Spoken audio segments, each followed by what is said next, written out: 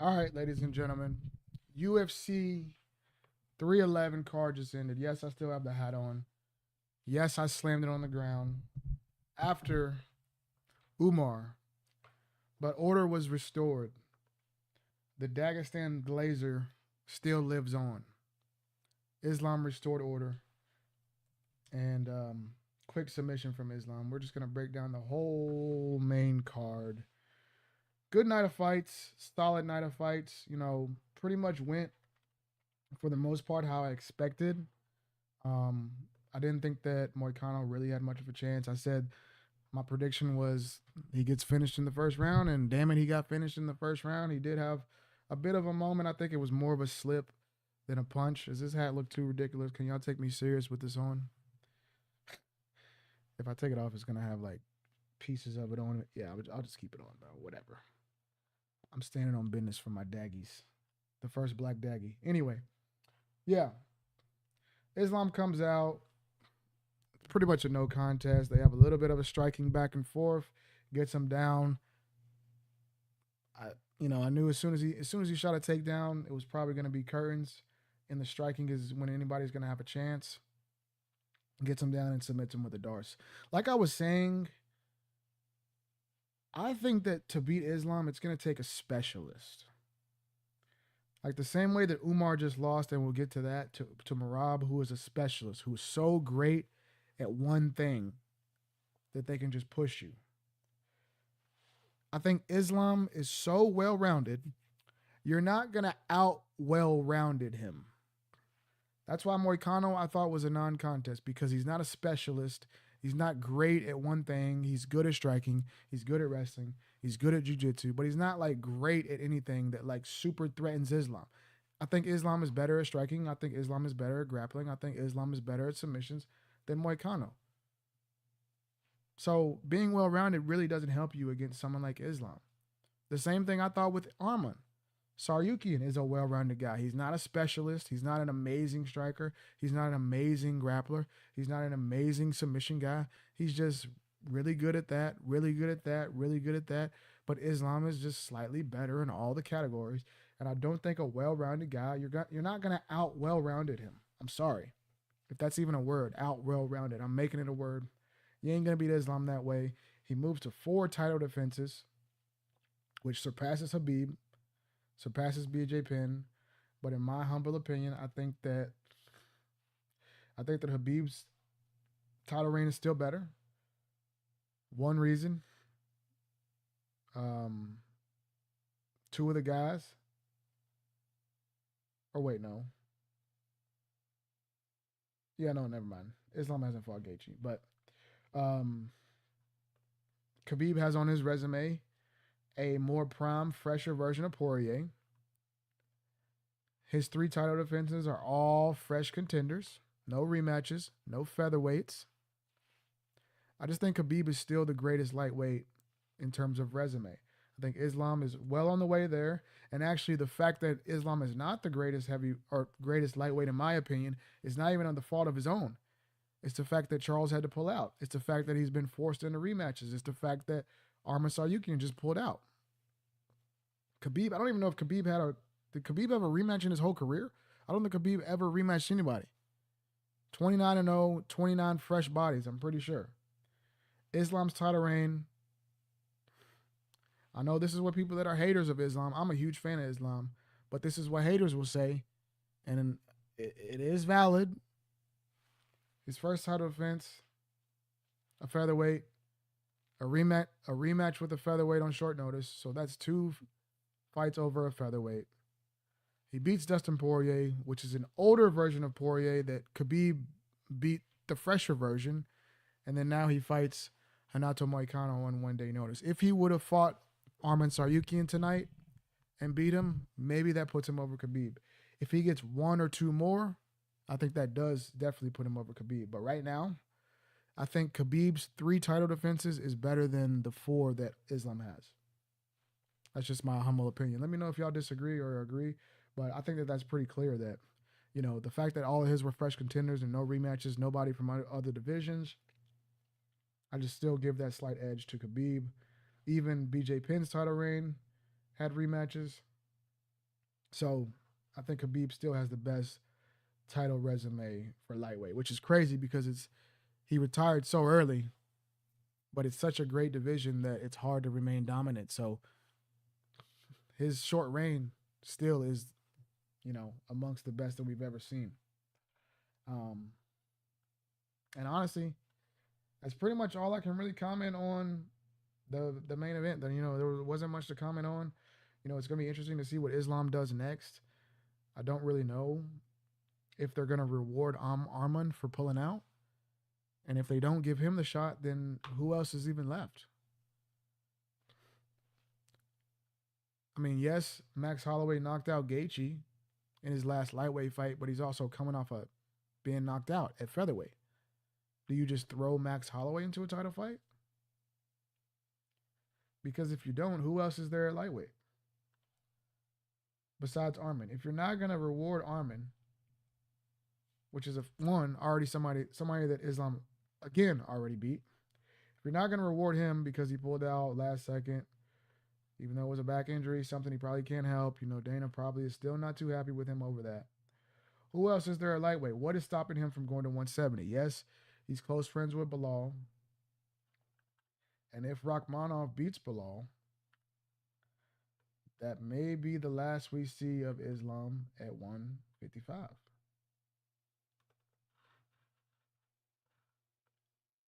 I think that might be the last we see of him at 155.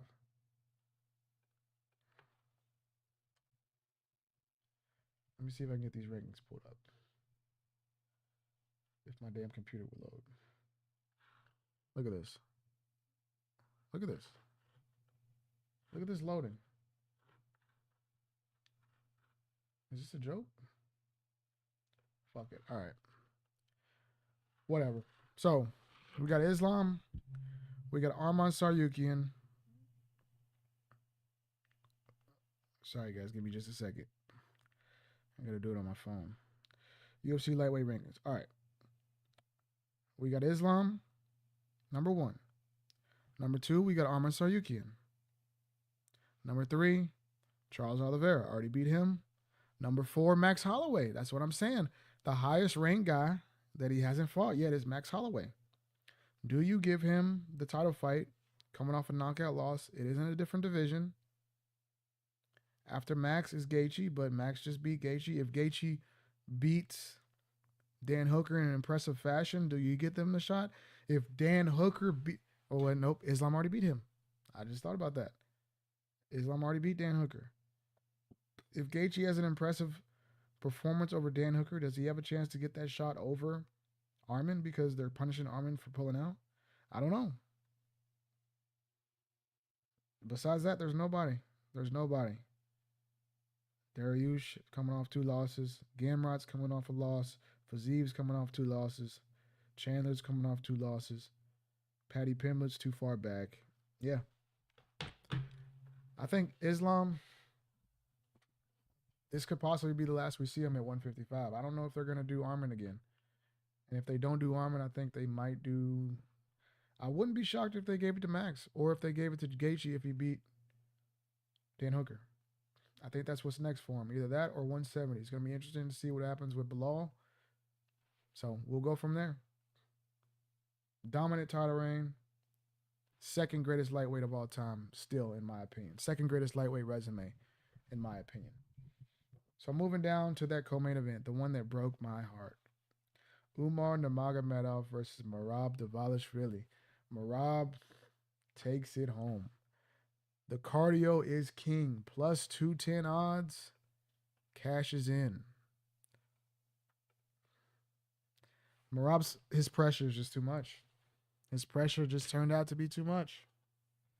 Umar was doing great. He was doing great. I wanted him to start throwing a little bit more kicks. He was landing strikes.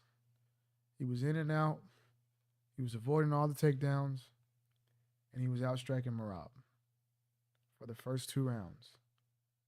Then after that, it starts to catch up to him. In those first 2 rounds, yes, he was landing good strikes. Yes, he was avoiding, damage and takedowns from Merab. But he also was going backwards.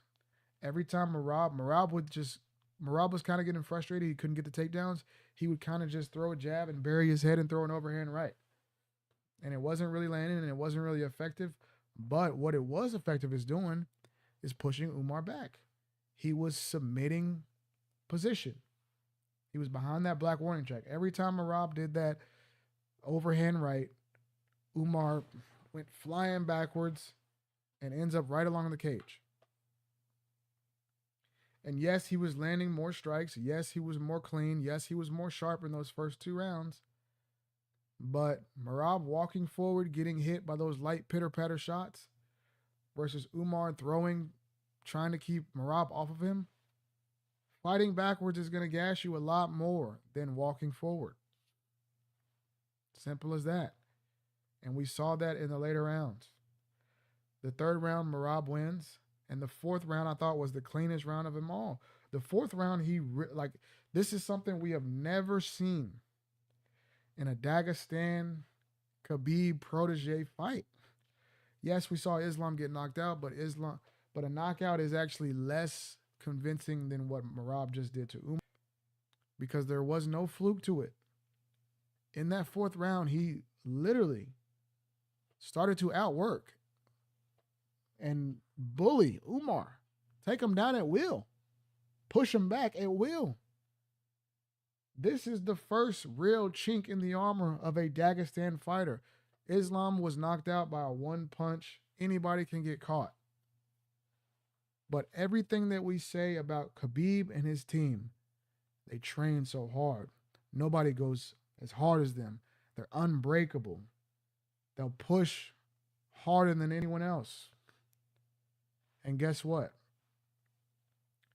Merab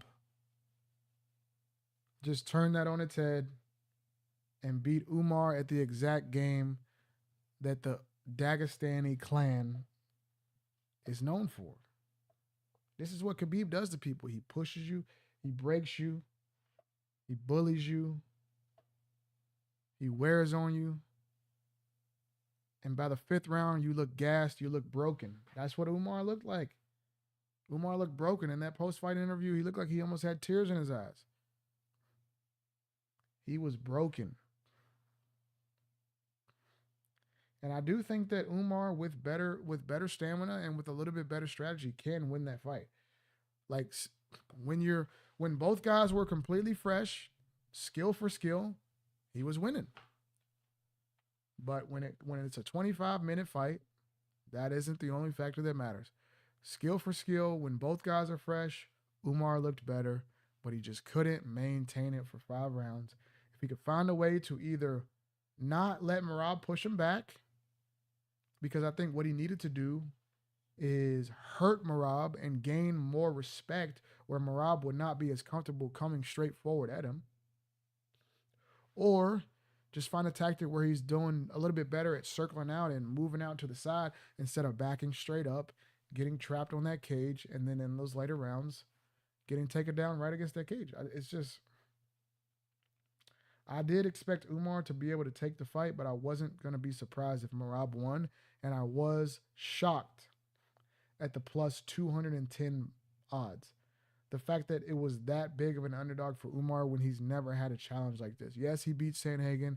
Yes, he beat somebody that was ranked. I know a lot of people said he didn't deserve it, but yes, he did beat Sandhagen, who was the highest ranked guy. But he's never faced anybody with Merab's style. And we saw he couldn't handle it. He just straight up couldn't handle it. And for Merab, like it's kind of almost similar to lightweight. Merab has beat so many guys. Merab had to wait the same as Islam. The same as Islam was kind of in the shadow of Khabib. And the fact that he was in the shadow of Khabib and he wasn't able to get his title shot for they both had long streaks before they got the shot. When you look at the rankings, they've already cleaned out damn near everybody in the top 15. And the same can be said for Merab. He was in the shadows of Aljamain. They wouldn't fight each other. They wouldn't, he was never able to claim the era. So some of the years of his prime was spent still beating up contenders, even though he fully had a claim to the title. He fully had a claim to a title shot. He still was forced to beat up contenders because he wouldn't fight Aljamain and he wouldn't, they wouldn't, clash with each other's era. So now you look at the rankings and Merab's damn near beat everybody. O'Malley's number one. He's beat O'Malley. He's beat Umar now. Sandhagen's there, but Sandhagen's coming off a loss. He beat Cejudo. He beat Peter Yan. Who else? I mean, I thought that if Umar won this fight, it could get very interesting. It could be Umar versus O'Malley, which I think would be a decent fight. But I thought Umar versus Peter Yan is really the matchup to make. And even with this, even with him losing, I think that's still a fight that they can make because I don't think Peter Yan is, too pressed to be the next guy in line. I don't think anybody would be, upset if Peter Yan doesn't get a shot. I don't think he's really next in line. So Peter Yan versus Umar, I think, is a great fight to make right now. Besides that, honestly, I was saying this kind of as a joke, but looking at the rankings at bantamweight, Merab versus Sean O'Malley, he beat him. Merab versus Umar Nurmagomedov, he beat him. Merab versus Peter Yan, he beat him. Merab versus Corey Sandhagen, he's coming off a loss. Davidson Figueiredo, he's coming off a loss. Cheeto Vera, he's coming off a loss. Henry Cejudo beat him. Song Yudong is fighting Henry, maybe if he has an impressive performance. Rob Font is fighting Dominic Cruz. He beat Jose Aldo. Yeah. There's really nobody there besides rematches or Corey Sandhagen, who's coming off a loss. So, it's just these are two, probably the two best divisions in the sport right now as far as competitive. But you have two guys that waited a long time for their title shots. So once they get to become champions, they've damn near cleaned out their divisions. So both of those divisions are in a bit of a weird spot. So Merab versus O'Malley probably will be next. Umar versus Peter Yan could be fun. Sandhagen versus Figgy, maybe. There's still some fun matchups to be made. Cheeto's still there. Cheeto, Rob Font, they already fought. Rob Font's fighting Cruz. Yeah, I mean, it's some fun matchups to be made. I was kind of saying it as a joke. I was saying it kind of as a troll, but wouldn't now be the perfect time for Aljamain to pull a Colby Covington, Jorge Masvidal? If Aljamain Sterling right now, coming off a loss at featherweight, had some type of crash out, and him and Merab fell out, and he called out Merab, the fact that the bantamweight is in such limbo right now, and such, a place where nothing but rematches are there, if Merab and Aljo started beefing right now, Aljo goes straight to the title shot. I'm telling you right now. If Aljo and Merab turn on each other and Aljo calls him out, this will be the first time that the UFC gives him preferential treatment and pushes him straight to the front of the line, because that'll be a damn rivalry right there.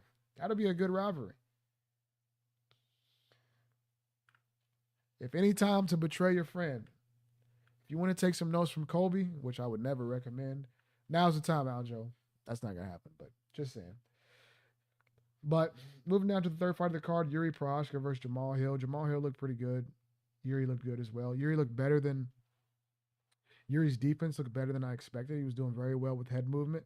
He was, he still does his weird leaning back, but he was sharp. He wasn't getting hit cleanly as much. He was actually landing a lot more on Jamahal Hill.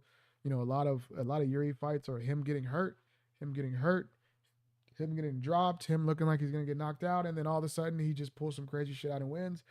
But for this fight, he was pretty, consistently getting out of the way of most of the punches and landing the, harder strikes throughout the whole fight. In the first round, he's pretty dominantly hurting Jamahal Hill and winning that first round. The second round, I gave it to Jamahal Hill. There was a big eye poke there that maybe played into the fact that, Jamahal was able to take that second round. And in the third round, Yuri comes on strong again and ends up getting him out of there. Ends up knocking him out. Jamahal Hill is not going to have a good time on Twitter for the next whatever months, Instagram, I'm sure we'll see him Instagram. You see him arguing with some people all on the timeline. I think it's time he needs to just put the phone down. Maybe lose some weight. I think he could be, bro. He could be so much better if he was. I don't even know if he's just built like that or if he just doesn't, or if he eats a lot outside of camp. But I feel like he's not maximized his potential because he looked very good, and I thought he could have been a lot better tonight. I was actually shocked that I was kind of expecting Jamal Hill to be faster, but Yuri looked a lot faster. I always thought Jamal Hill to be, a guy with very fast hands, but Yuri looked faster everywhere. He also they kept catching each other in the tie clinch, and both of them looked a little bit lost when they got tie clinched. They would just get kneed at will. Maybe that's something that somebody could use against them. I know Pereira is a kickboxing guy, but I don't think either one of them had, Yuri's already lost twice, got finished twice. If Jamal Hill would have won in crazy impressive fashion, maybe they would have pressed for the rematch. But to be honest, I don't think either one of them impressed enough to keep Alex in the light heavyweight division. Alex has already announced at UFC 313 to be fighting Ankalaev, and after that fight, I think he's gone. Neither one of them impressed enough to keep him there. Unfortunately, Yuri already lost twice. Jamal didn't, perform enough to garner a rematch, and also he lost. So it's pretty much over, I think, for Pereira at light heavyweight after this Ankalaev fight. If he gets past Ankalaev, I think that's it. He moves up to heavyweight, and that'll be fun to see what happens with heavyweight with Aspinall, John Jones. Once that dust settles, I think Pereira will be next. If they end up pulling off John Jones versus Aspinall, I think the winner gets Pereira because there's nothing left for him at light heavyweight. Jonathan Almeida versus Sergey Spivak. Heavyweights. Cool win for Jonathan Almeida. Kevin Holland versus Rainer de Ritter. I mean, my God, Kevin Holland. How many times are you going to get taken down in the first minute of the fight? I mean, Jesus Christ, man. Jesus Christ. I mean, damn. Meerschaert put up a better fight than that. I mean, you know what everybody's going to try to do to you. You're supposed to be a black belt, but these dudes take you down and just submit him at will. Like, damn. This almost looked like the Hamzat fight. He takes you down in the first 10 seconds and then submits you. I mean, my God. I mean, don't even train striking anymore. Leave your MMA gym and just join a jiu-jitsu gym. Go wrestle with, your local college. Where's he? He's in Texas, right? Go down to University of Texas. Leave your gym. Train with University of Texas wrestling team for the next year. I know he did that with AKA, but my God, it wasn't enough. Peyton Talbot gets upset. I actually wasn't home for the prelims. I'm gonna watch these back. Plus 700 odds. Jeez Louise, Zachary Reese. I did very good on my picks. If you go back and watch my picks. Let's see how we did on the picks. I had Tagir. That's 1. I had Tercios losing. 2. 3. I did have Eileen Perez losing. I'm surprised by this one. So we're 3-1. 4. We had that one. 5-1. 6-1. I always choose Russians. I did have Talbot here, so 6-2. I think I picked the Ritter. Maybe. I might have picked Holland. I don't know. I'll pick Holland. 6-3. Almeida, I picked Almeida. 7-3. I think I picked Jamal, to be honest, because I thought I was questioning Yuri's defense. So yeah, we did pretty good with the picks. Winning record with the picks, but overall, it was a good card, man. It was a good card to kick off the year. I'm excited for this year. I think last year was, it was a solid year, but no crazy, incredible moments